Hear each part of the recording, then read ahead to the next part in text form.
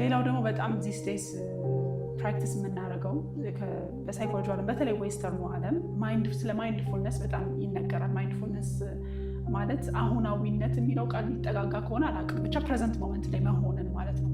ማይንድፉልነስ ሲባል በዋነኝነት የሚመጣው ያው በሰባዎቹ እንደዚህ አካባቢ ወደ ህንድ በጣም ይሄዱ ነበረ ዌስተርኖቹ እና ዮጋ፣ ሜዲቴሽንን የመሳሰሉትን ነገሮች አሁን ወደ ራሳቸው ካልቸር ቀላቅለውታል።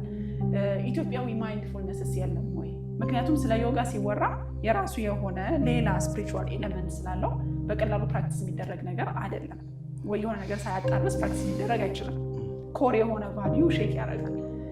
ኢትዮጵያዊ የሆነ ማይንድፉል ፕራክቲስ ማግኘት ይቻል ይሆን? አለ እንጂ ምን መፈለግ ራሱ እኮ ያስፈልገውም። አንደኛ አሁናዊነት ወይም አሁን ላይ መሆን ነው አይደለ? ዋነኛ ሚሽኑ የምንጸልየው ጸሎት ከአባታችን ይጀምራል። ማይንድፉልነስ ወይም ደግሞ አሁን ላይ ማተኮር። አባታችን ሆይ በሰማያት የምትኖር ብዬ የዕለት እንጀራችንን ዛሬ ስጠን ነው። ስለ ነገ ስለምበላው አይደለም ጸልየው፣ ስለ ዛሬ ይትበሉ ለጌሰብ፣ ስለ ነገ አትበሉ ነገ ለራሱ ያስባልና ይላል መጽሐፉ። ስለ ነገ አትጨነቁ፣ ነገ ለራሱ ያስባል፣ እንደውም የነገ ክፋቱ ይበቃዋል ይላል። የቀኑ ክፋቱ ይበቃዋልና ስለ ነገ አታስቡ ይላል። ስለዚህ በተደጋጋሚ መጽሐፍ ቅዱስ አሁን ላይ እንድናተኩር በትናንትናና በነገ ምክንያት አሁናችንን ሉዝ እንዳናደርግ የሚያስተምሩ ብዙ መጽሐፍ ቅዱስ ሐሳቦች አሉ። ከዛ ውጪ እንደ ዮጋ አይነት ፕራክቲሶች ዮጋ ስትሪክትሊ ሌላ አምልኮ ነው። እንደውም እሱ ላይ በተጨመረ ደስ ይለኛል። አሁን ብዙ ሰዎች ይከራከራሉ። እኔ ከአምልኮውን ሳልሳተፍ ሰውነቴን ባፍታታ ምን ችግር አለው? ይሄ ምን ችግር አለው የሚያመጣው ጣጣ ማለት ነው። ይሄ ምንድነው? ስጋውን ሳልበላ መረቁን ብጠጣ ምንም ችግር የለውም አይነት ነገር ነው። አንደኛ ምን አይነት መንፈስ እየጠራን እንዳላናቅ ምንም ችግር ከሌለው እዛ ጋር የሚደረጉት ሪቹዋሎች ለምን ያስፈልጋሉ? ለስፖርት ከሆነ ሰው በራሱ መንገድ ማድረግ የሚችላቸው ብዙ ነገሮች አሉ። አንደኛ የሚደረጉት ሳይኖች በሙሉ የምንቀመጥበት መንገድ፣ ጸጥ ብንልበት፣ የምንበረከክበት ምናምን እያንዳንዱ ነገር ፖዞቹ በሙሉ የሆነን ነገር ኢሚቴት እያደረገ ነው። ከፍ ሲል የሆኑ አራዊትን የሆኑ እንስሳትን አይነት ሙቮች የሆኑ አይነት ፖዚሽኖችን ኢሚቴት የማድረግ ስራ ነው። ስለዚህ ሳያውቀው ሰውየው አውቆትም ይሁን ሳያውቀው የሆነ አይነት ከልት ውስጥ የሆነ አይነት ሪቹዋል ውስጥ እየገባ ነው።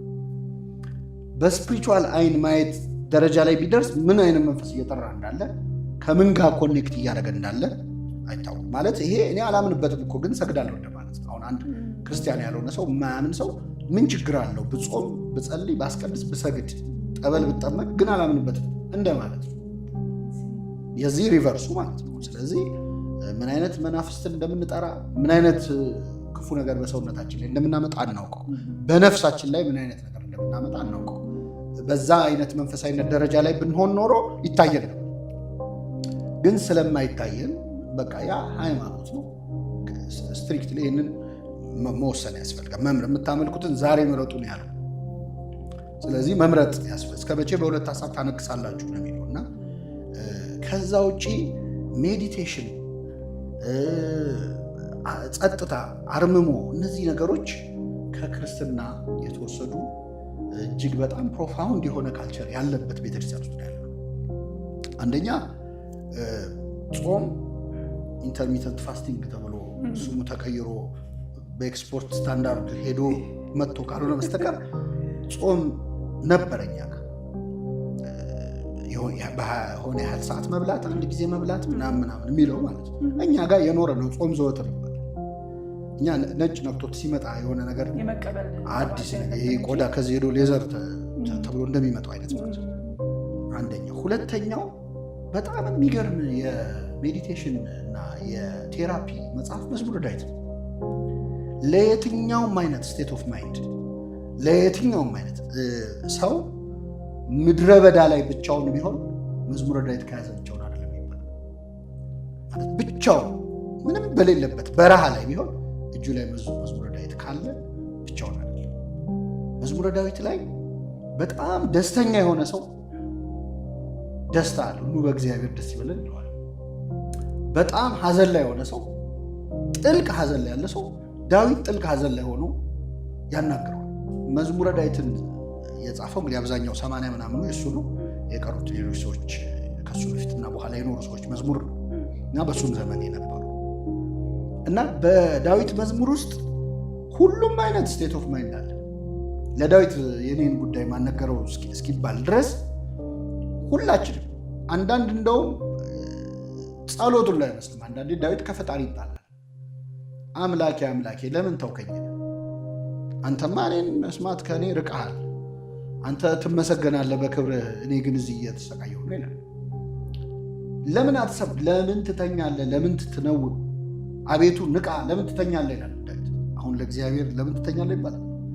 ማንም ደፍሮ አይልም። ግን አንዳንዴ ምነው ተውከኝ የምንልባቸው ሞመንቶች አሉ። ያን ሞመንት ዳዊት ብሎታል። አንዳንዴ አግሊ ቶቶቹንም አልደበቀም ዳዊት። አሁን ብስጭት ብሎ እንደው የሚበድሉኝን በድላቸው እንዲያደርጋቸው ይላል። አሁን ይሄን የጸሎት ውስጥ ይገባል ያልሻል። ግን ሰውኛ ነው፣ አይምሮ ማሰብ አያቆም አይደለ? ስለዚህ ዳዊት ከእግዚአብሔር የሸሸገው ሀሳብ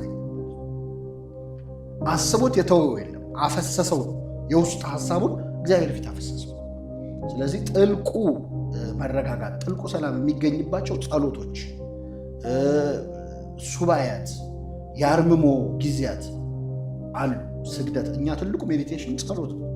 ከጸሎት በፊት በነገራችን ላይ ሰው ጸሎት ከመጀመሩ በፊት ለሆነ ያህል ሰዓት ቁጭ ብሎ ዝም ማለት ማር ይስሐቅ በጣም ጥልቁ ጸሎት በእግዚአብሔር ፊት ዝም ብሎ መቀመጥ እንጂ ዘሎ ተሯሩጦ ወደ ጉዳዩ አይገባም። መጀመሪያ አንተና እግዚአብሔር ብቻችሁ ጸጥ በሉ እስቲ። እሱ ራሱ በጣም ጥልቅ ጸሎት ልብን ለሚሰማ አምላክ። ሙሴ እኮ በጣም ጨንቆት ይገርምሻል። በግራ እስራኤላውያን ኧረ ልንሞት ነው እያሉ ይጮሃል። በቀኙ የፈርዖን ሰራዊት እየበረረ እየመጣ አዋራ እያቦነነ ህዝቡ ይጮሃል፣ ፈርዖን ይጋልባል። በቃ ግራ ገብቶት ዝም ብሎ ጸጥ አለ። ጸጥ ሲል እግዚአብሔር ምን እንዳለው ታውቂያለሽ? ለምን ትጮህብኛለህ? ምንም አላለም ሙሴ። ከህዝቡ ጩኸት በላይ የሙሴ ዝምታ ተሰምቶ አንዳንዴ ስፒችለስ የምትሆኝበት ነገር አለ አይደለ? በቃ መተሽ እግዚአብሔር ፊት ቁጭ ስትይ ያ ዝምታ ራሱ ይተካል። በዝምታ ውስጥም እግዚአብሔር ነበር አይደል? በጩኸት ውስጥ አልነበረም ይላል እኮ። በዝምታ ውስጥ ግን አለ ክርስቶስ። የማይረሱ ዝምታዎች ነበሩት። ህዝቡ ይሰቀል ይሰቀል እያለ ይጮሃል፣ ስቀለው እያለ ይጮሃል። አይሁድ የቄሳር ጠላት ነሱን ካልሰቀልክ ይላሉ። ጲላጦስም ምንድን ነው ያስጨነቀው? የጌታ ዝምታ። ከነሱ ጩኸት የክርስቶስ ዝምታ ረብሾታል።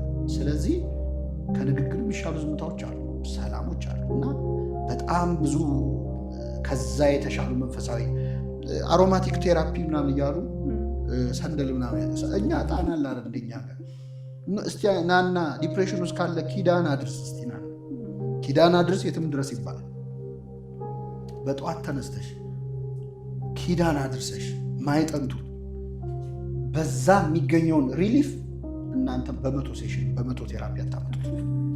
ሰላም ያገኝ እና አንድ የገባው ቃል አለ። መንፈሳዊነት ምን ያህል ከእግዚአብሔር የሚያገናኝ መሆኑን የምታውቂው እግዚአብሔር ምን አለ? ትእዛዜን ብትሰማ ሰላምህ እንደ ወንዝ መፈሰስ ነበር። እና እንደ ወንዝ የሚፈስ ሰላም ከፈለገ ሰው መንፈሳዊ ህይወት በጣም ብዙ ነገር ይተካል። እውነት ነው። እኛም እኮ አልካድንም። ሌትሊ የሚወጡ ሪሰርቾች መንፈሳዊ ህይወት ያላቸው ሰዎች ከሌላቸው ይልቅ በጣም ሰላማዊ እንደሆኑ፣ የሌላቸው ደግሞ በሁለት እጥፍ ለዲፕሬሽን እና አንዛይቲ ለድባቴና ለጭንቀት ተጋላጭ እንደሆኑ ይናገራል። ሌሎች ደግሞ ጥናቶች መንፈሳዊ መቋቋሚያ መንገዶች ለምሳሌ ጸሎት፣ ስግደት፣ ጾም ያልካቸው እስካሁን የጠቀስካቸው ነገሮች ከሴኩላር ዓለም ላይ ከምንነግራቸው መቋቋሚያ መንገዶች ይልቅ ኢፌክቲቭ ናቸው። ይቅር ባይነት አለ። አሁን ፎርጊቭነስ በጣም ብዙ ሰው ቴራፒ ውስጥ ወይም ዲፕሬሽን ውስጥ ማን ነው ዲፕ የሆነ ሳይኮሎጂካል ዲስኦርደር ትራውማ ውስጥ የሚከቱት በደሎች ናቸው። ፎርጊቭ ከማድረግ የተሻለ መፍትሄ የለም። ፎርጊቭነስ ቴራፒ ብለን እኮ እንሰጣለን እና ተስፋም ይጨምራል። ሆፕለስነስ በጣም ከባድ ነው አይደል? በጣም እንደውም እጠይቅሃለሁ እያልኩኝ ነበር። አንዱ ከመንፈሳዊነት ጋር ተያይዞ ዲፕሬሽን የሚያጠቃቸው ሰዎች መጀመሪያ ተስፋ ነው የሚቆርጡት፣ ተስፋ ነው የሚያጡት። መኖር ምንም ፖይንትለስ ነው በራሳቸው ቋንቋ ዋትስ ፖይንትለስ። ስራም ሰራው አልሰራው ፖይንትለስ ነው። ቤተሰቤ ጋር ኖርኩለትም አልኖርኩለትም ፖይንትለስ ነው። ምንም አይነት የተስፋ ጭላንጭል ሳይኖር ሲቀር በቃ ዲፕሬሽን በጣም ሂት ሲያደርጋቸው ወደ ሱሳይድ የመሄድ አዝማሚያ የሚመጣው ከዛ በኋላ ነው፣ ሆፕለስ ከመሆን ተነስቶ። ሃይማኖት ግን በጣም ተስፋ ላይ ብዙ ነገር እንደሚለን እርግጠኛ ነኝ።